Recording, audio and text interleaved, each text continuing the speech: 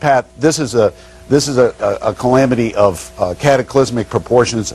I'm sure it's the worst thing that's happened since the tsunami, and it's a mess, Pat. Well, if all those buildings are down, I understand more are fallen than are standing. It may be a blessing in disguise. There might be a massive rebuilding of that country. Is that possible? Well, I don't know. I would think that that would be a pretty optimistic attitude. Christy, something happened a long time ago in Haiti, and people may not want to talk about it. They were under the heel of the French, you know, Napoleon III and whatever. And they got together and swore a pact to the devil. They said, we will serve you if you'll get us free from the French. It's a true story. And so the devil said, okay, it's a deal. And they kicked the French out. You know, the Haitians revolted and got themselves free. But ever since, they have been cursed by one thing after the other, desperately poor. That island of Hispaniola is one island. It's cut down the middle. On the one side is Haiti, on the other side is the Dominican Republic. Dominican Republic is prosperous, healthy, full of resorts, etc. Haiti is in desperate poverty. Same island. They need to have, and we need to pray for them, a great turning to God. And out of this tragedy, I'm optimistic something good may come. Back to Haiti in a moment, and reports now that quake victims in Haiti from the United States have been evacuated to, of all places, Guantanamo Bay. The first subject of the quick comment tonight is still the matter of Haiti, but relating to back here. Even the worst of us in this political mosh pit of the early 21st century can stop on occasion in grief and human sympathy, in mourning, or just in self-preservation. Not Rush Limbaugh and not Pat Robertson. We'll explore this at length later, but Mr. Robertson, it is laughable now to try to call him Reverend, explained today that this earthquake was the result of a, quote, deal with the devil that he claims the nation made in the 19th century to gain its freedom from France. True story, Robertson says. They got together and swore a pact to the devil. They said, we will serve you if you'll get us free from the French. It's a true story. Sir, because of your tone deafness and your delight in human misery and your dripping, self-satisfied, holier-than-thou, senile crap, I am now likelier to believe that you are the devil. Limbaugh, meantime, did not know when to just shut up.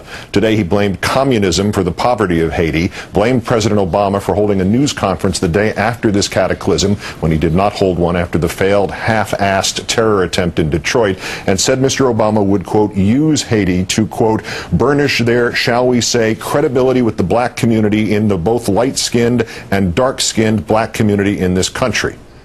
This will play right into Obama's hands, humanitarian, compassionate. They'll use this to burnish their, shall we say, credibility with the black community in both light-skinned and dark-skinned black community in this country. I want you to remember it took him 3 days.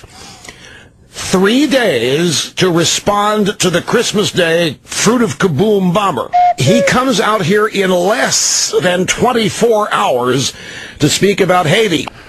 Mr. Robertson, Mr. Limbaugh, your lives are not worth those of the lowest, meanest, poorest of those victims still lying under that rubble in Haiti tonight. You serve no good.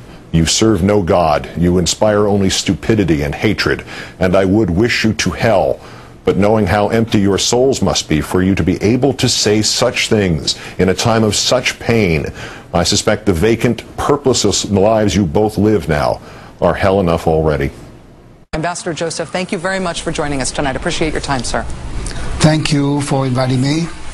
And I think before I say anything, I would like to address one thing that I heard tonight. Please. About how the pact with the devil made it possible for Haiti to suffer the way it is.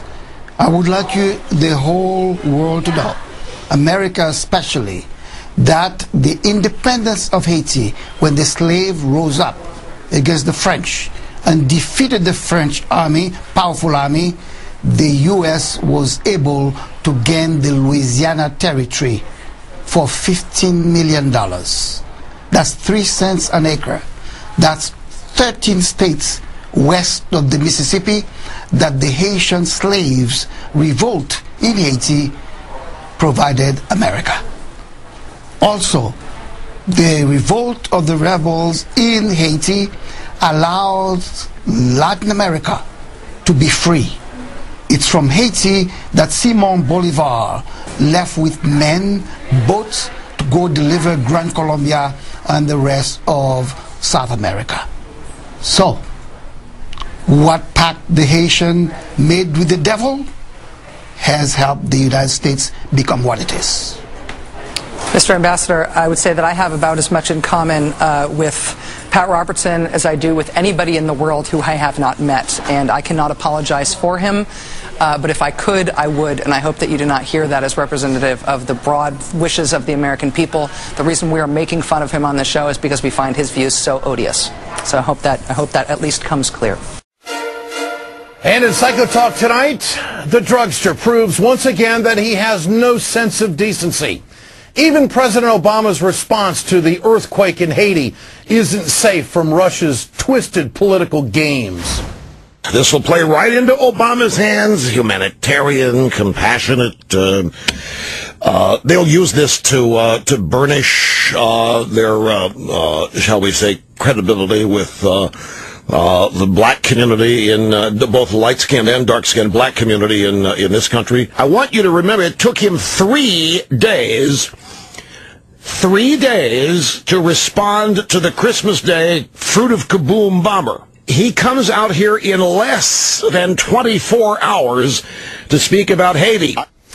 Drugster, you better break out those pain pills because you're bound to be getting a bad back from stooping that low. Let's put this all in perspective. In Haiti, it's possible that 100,000 people have already died. Immediate recovery aid is crucial. The Christmas Day terror attack was unsettled. And, of course, no one was seriously hurt. But let's not forget the fact that Rush and his righty buddies keep conveniently forgetting that it took President Bush 6 days to respond to the shoe bomber. Rush implying that the president is just looking for political gain by sending aid where there is death and destruction to a nation is Psycho Talk. Back to Port-au-Prince in a moment. Haiti is also the topic of tonight's first quick comment. And at a time of great humanity and great generosity in this country and all other countries towards people in need, our great national shame is again underlined. The small percentage of us who will not only turn anything, even this, into an excuse and a conduit for hatred and racial prejudice, but who arrogantly believe they have an entitlement to this hatred and its expression. People who are led by Rush Limbaugh. After yesterday having projected his own hatred of minorities into the sad and somber equation of Haiti, Limbaugh today discouraged Americans from contributing to Haitian earthquake relief. When a listener noted that donations could be made to the Red Cross via the White House website, Limbaugh asked, would you trust that the money is going to go to Haiti? Would you trust that your name is going to end up on a mailing list for the Obama people to start asking you for campaign donations for him and other causes? Limbaugh then completed the expression of his subhumanity. Besides, we've already donated to Haiti. It's called the U.S. income tax. The conservative website Red State has a front-page link for Haitian relief donations via the Salvation Army. The site's National Review and Town Hall and Fox News have front-page links for Haitian relief donations via the Worldview organization. SeanHannity.com has a front-page link to Haitian relief donations via the Red Cross. RushLimbaugh.com has a front-page link to a company that sells gold coins. It was a Saxon jurist who seems to have said it first in 1673, and it applies tonight. More inhumanity to man has been done by man himself than any other of nature's causes.